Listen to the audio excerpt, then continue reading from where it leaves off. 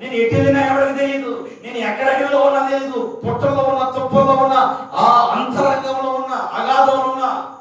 ఆ మధ్య గత సంవత్సరం ఒక చిన్న harbour, fishing harbour, under ground ship తయారు చేసుకుంటాము. ఏం చేశారు, కింద ఎప్పుడో మునిగిపోయిన టైటానిక్ షిప్ చూద్దామని బయలుదేరు. దేని చూద్దామని? మృత్యువును చూద్దామని. అది సజీవమైన ప్రదేశం కాదు, చక్కని చల్లని గాలి వీసే అంతకన్నా ప్రదేశం కాదు, చక్కని వెలుతురిచ్చే ప్రదేశం అంతకన్నా కాదు. అది అగాధ జలముల కింద శాశ్వతంగా మృత్యువు చేత మునిగిపోయినది. ఆ మృత్యు దగ్గరికి పలకరిద్దామనండి, ఏదో కూడా మృత్యువుడిలో వెళ్ళిపోయింది.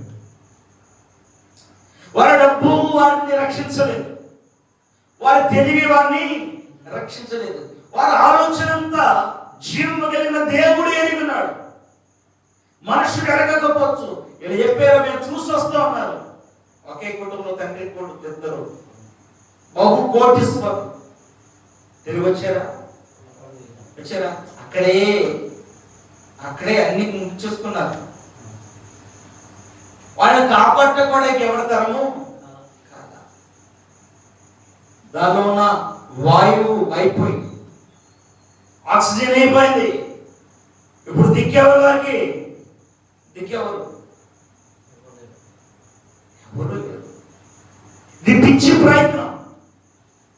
మనం అనుకుంటాం మా జ్ఞానం చాలా తెలివైంది, మేము ఎక్కడికైనా వెళ్ళి రాగాలనుకుంటాం. కాదు, రావాలి, వెళ్ళాలంటే దేవుని చిత్తమై ఉండాలి. స్తోత్రం కలుగును గాక. హల్లెలూయా. అందుకే గొప్ప రాజు అయిన రాజు మాట్లాడుతున్నాడు.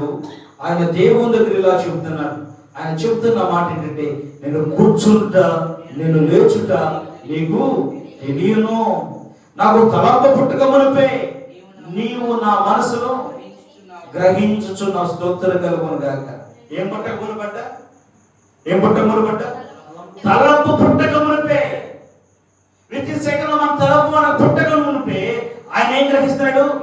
మనసును గ్రహిస్తున్నాడు. స్తోత్రం కలుగును గాక.